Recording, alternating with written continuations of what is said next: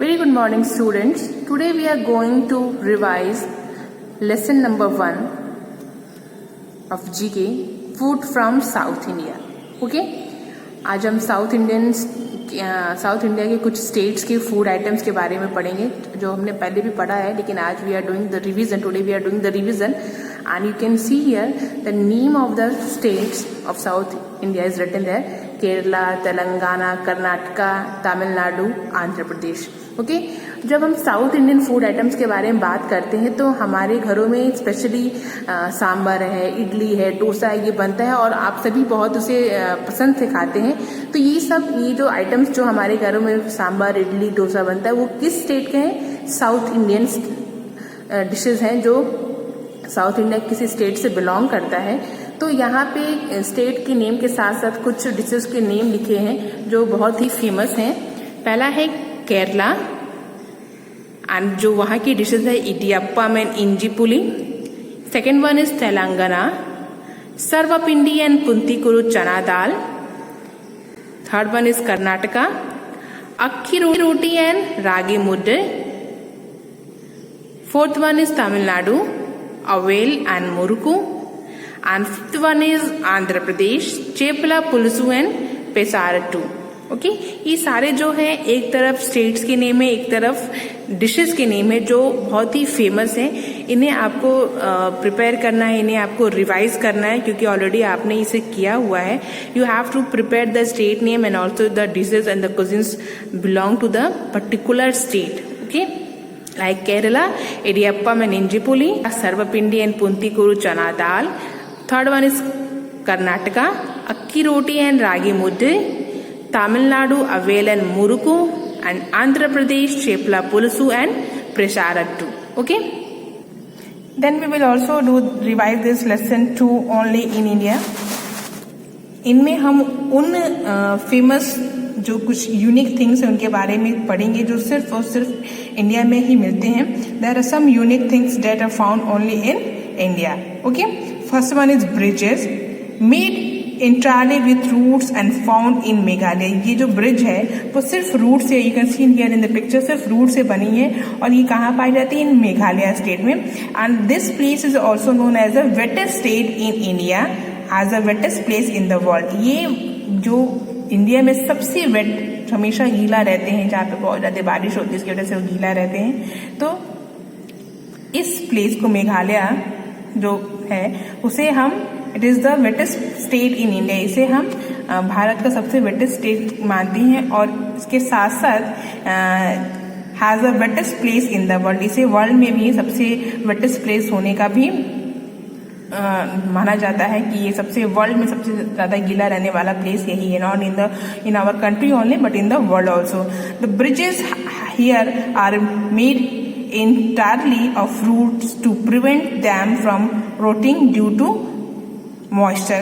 जो यहाँ ब्रिजेस बनाई गई हैं यहाँ पे आप देखेंगे रूट से, इसे इसलिए ऐसे बनाई है कि क्योंकि पानी की वजह से जो गीला रहता है इसकी वजह से मॉइस्चर लग जाते हैं, इसलिए इनका इस्तेमाल ऐसे ब्रिजेस किया जाता है जो इसे नमी से बचाते रहते हैं. ओके ना. So this one is a unique thing and this is only found in India. Second one is magnetic hill.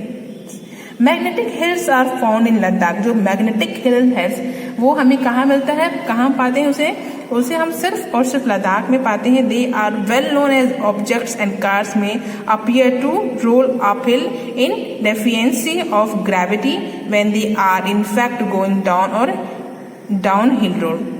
Magnetic hill ऐसा है जो माना जाता है कि कोई भी ऑब्जेक्ट को, जैसे कार है या बाइक है, may appear to roll uphill in deficiency of gravity. Okay, third one is a Padmanabhai Swami temple. Okay, in Thiruvananthapuram, Kerala, it is the richest Hindu temple in the world. The archaeology department of India opened secret chambers in the temple in 2011 and discovered gold, silver and precious stone adorning many jewelry and articles. ये जो पद्मनाभ है स्वामी temple है वो कहाँ है? तिरुवनंतपुरम केरला में है और इसे सबसे रिचेस्ट टेम्पल माना जाता है क्योंकि जब आर्कियोलॉजी डिपार्टमेंट में ने इसके चैम्बर्स को ओपन किया था, जब इसमें खुदाई की थी तो वहाँ पे इन्हें बहुत सारे कीमती चीज मिले, like gold, silver and precious stone. इसीलिए इसे रिचेस्ट हिंदू टेम्पल कहा जाता है इन द वर्ल्ड में। Okay, and here is the tallest statue in the world is found in India.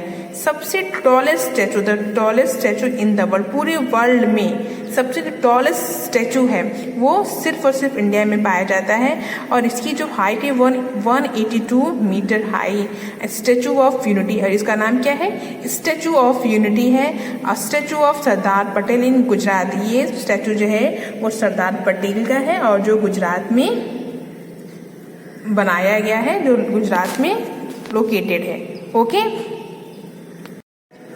So student, what ever is your portion for first term examination, whatever you have done in your copy and whatever you have done in your book, जितना अभी तक कराया गया सभी को आपको prepare करना है, सभी की स्पेलिंग्स को प्रॉपरली लर्न करना है, क्योंकि अगर आपने उसे प्रॉपरली लर्न नहीं किया तो गेट मार्क। आपका जो सिलेबस है, जो कोर्स है, वो कहाँ तक है? 17 तक है, अमेजिंग एनिमल्स तक है, from 1 to 17। So what ever is you have done in your book and what ever you have done in your copy, each question answer you have to prepare. Okay, we will prepare the spellings of your answers, and when you are going to write you have to check your spelling once that जो आपने लिखा है वो properly है या नहीं, correct है कि नहीं। You will not, आप ओवर राइटिंग नहीं करेंगे। आप जब आंसर्स को लिखेंगे, no need to write the question, just only write the answer, but you have to mention the question 1, then leave the line and from the next line you have to write the answer.